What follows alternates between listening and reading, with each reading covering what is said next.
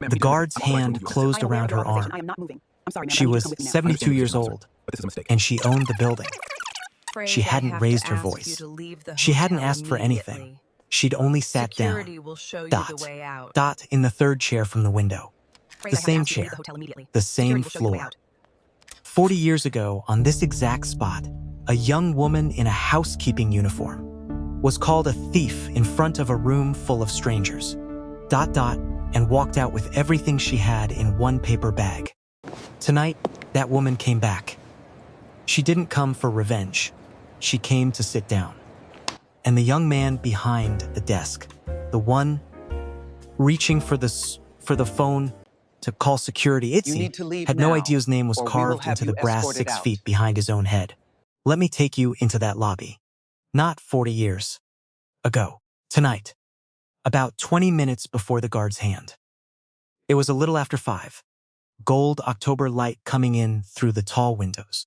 An old woman came in through the front doors.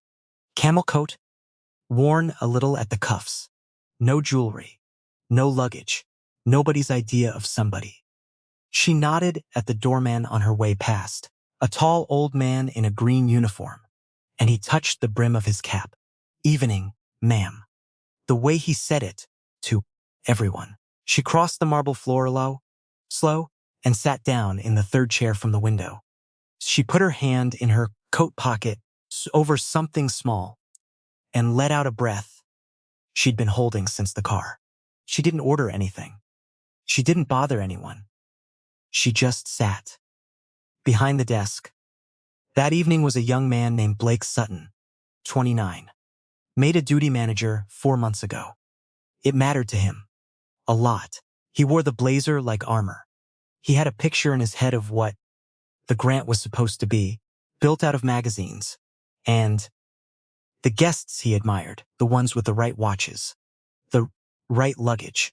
An old woman in a worn coat, by the window, buying nothing, was not in that picture. He watched her for 20 minutes. Then he decided she was a problem. He had no idea he was about to make the same mistake another man made. In that exact spot. 40 years before. Blake came out from behind the desk and crossed the lobby with the careful stride. Tis of a man, performing an authority he isn't quite sure of yet. He stopped a few feet from her chair. Ma'am. Pitched for the people nearby. The lounge is for hotel guests. Are you staying with us this evening? She looked up. She had the kind of face that doesn't rush. No, she said. I'm just sitting. I'm afraid the seating's reserved for guests.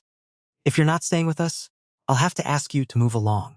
She held his gaze a moment, not angry, just recognizing something. I'll only be a little while, she said.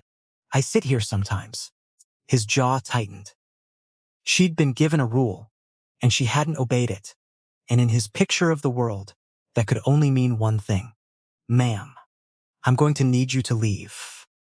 This is a private establishment, and the old woman, 72, sitting in a building she owned, felt something she hadn't felt in 40 years.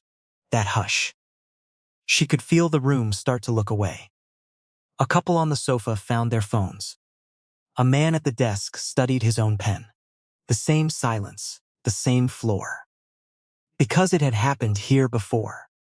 In the fall of 1985, in this lobby, back when the hotel was called the Ashford, a 32-year-old housekeeper was called down to the front desk, not the office. The lobby, where the afternoon guests were checking in. A guest had lost a brooch, gold, shaped like a peacock, $4,000.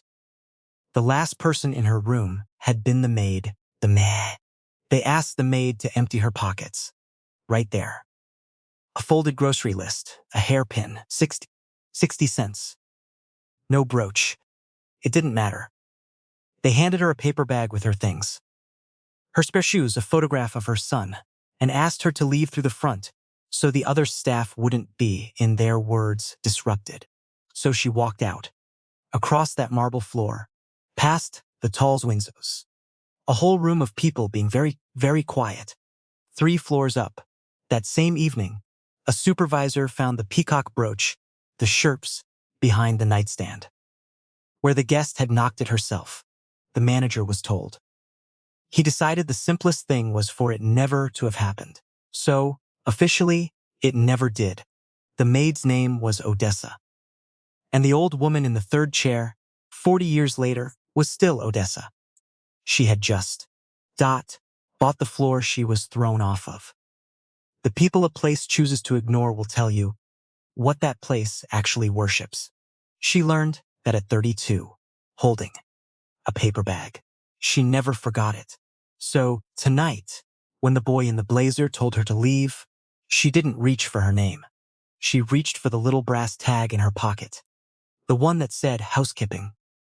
Oh, Grant, 1985. And she held it, and she decided to see how far this would go. If a room has ever looked away from you, somewhere you had every right to be, then you already know the thing she was feeling. Stay with her. Stay with her. The next few minutes are the whole reason I'm telling you this. And if you want more stories like it, that's what the subscribe button is for. It went further than she thought. Blake, when she didn't move, did what people like Blake do when they feel control slipping. He tightened his grip. I'm not going to ask again. And he raised a hand toward the far end of the lobby. There was a security guard near the elevators. A big, tired man named Reyes, who did not, in his heart, want any part of this. Reyes crossed the floor slow. You could see in the way he moved that some part of him already knew. He stopped beside her chair. His voice was gentler than Blake's. Ma'am, we're going to need you to come with me. I'm not causing any trouble, son. I'm just sitting. I know, he said quietly. I know you're not. And then he did the thing he'd been told to do. Even though his face said he didn't want to. He reached down and his hand closed around her thin forearm and across the lobby. By the revolving door, the old doorman went still. His name was Cornelius Booker, 74. In 1985, he'd carried bags at the Ashford, the day shift. And he remembered the way you remember a young housekeeper, crossing that same floor with a paper bag, a whole room going quiet around her. He'd looked away too, back then. Young, scared for his own job. Told himself it wasn't his place. He'd carried that for 40 years. He let go of the door handle. He crossed the lobby faster than a man his age should move. Stopped in front of her chair, looked at her face. Really looked. And 40 years fell away. Miss Odessa? His voice cracked on the second word. She turned, and something in her face changed. Not surprise.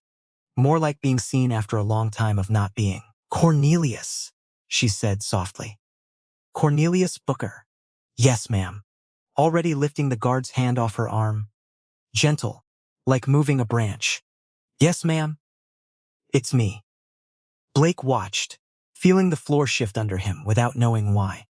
You two know each other, he said. Not quite a question. Cornelius straightened. And when he spoke loud enough for the whole lobby. Because he had been quiet in this room once before, and he was not going to be quiet in it again. Son, do you know who this is? Blake didn't answer. Cornelius lifted one white-gloved hand and pointed. Not at Odessa, but past Blake, at the wall behind the desk. At the brass plaque every guest walked past, and no one ever read. Founded by Odessa Grant. And under it, small, dignity comes first. The room went quiet again. But a different quiet this time. Not people looking away.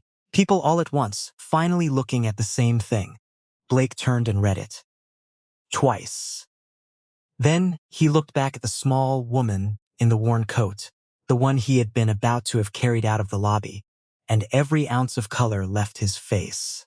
Now, you're probably wondering the same thing Blake was. How does a housekeeper who got thrown out with a paper bag end up owning the building? Slowly. That's how. She went home that night in 1985, and sat at the kitchen table a long time without taking her coat off. Her husband, Samuel, came in from his delivery route at 2 in the morning. He didn't ask what happened. He could see most of it on her face. He just pulled out the chair beside her and sat down.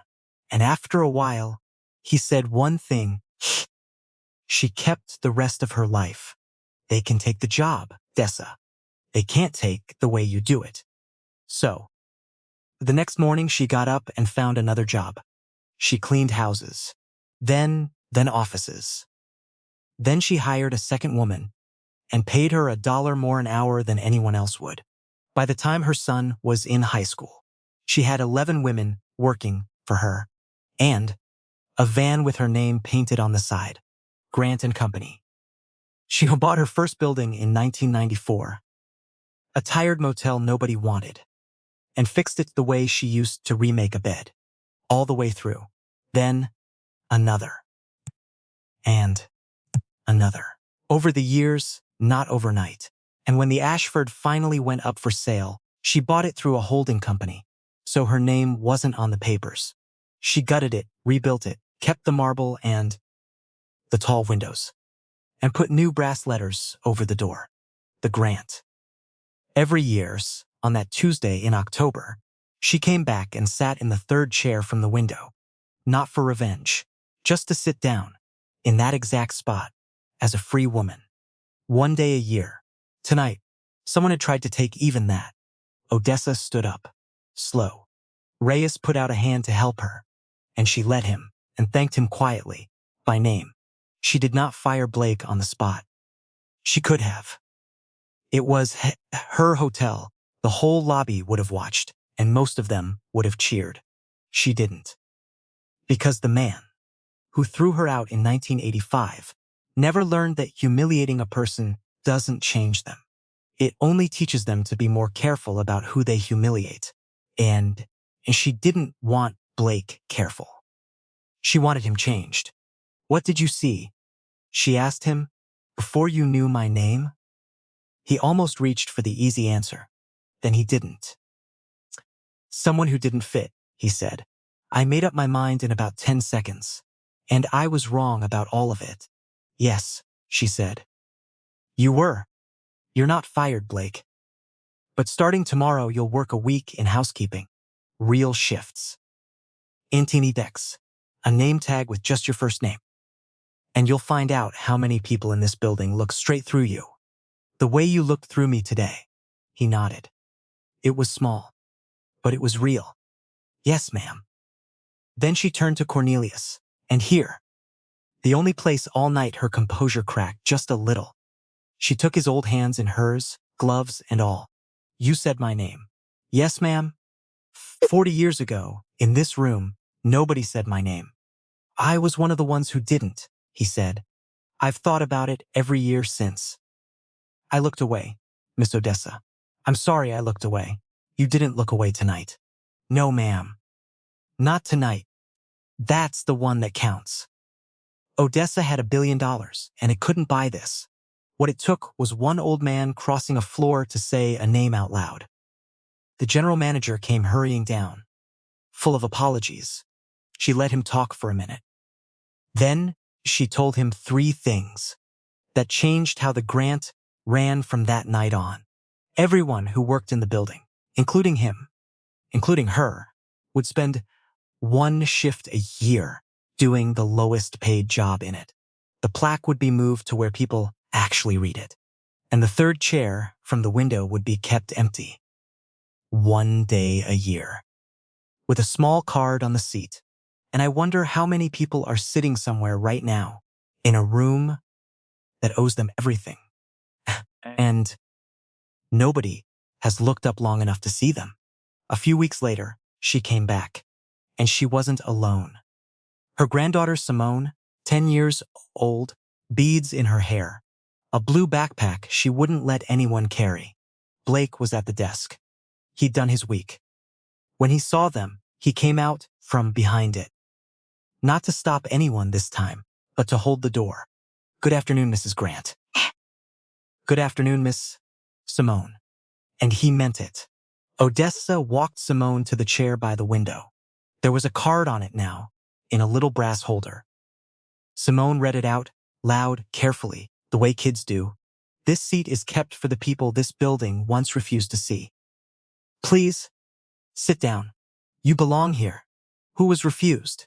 Simone asked. Odessa reached into her pocket and took out the brass tag. Housekeeping, O. Grant, 1985. And closed her granddaughter's small hand around it. A long time ago, a woman was told she didn't belong here. It took her 40 years to learn the truest thing. What was it? That. Belonging isn't something they give you. It's something you decide. And then you make room for the next person. Then she sat down in the chair by the window, in the gold October light, in a building she'd once walked out of with a paper bag.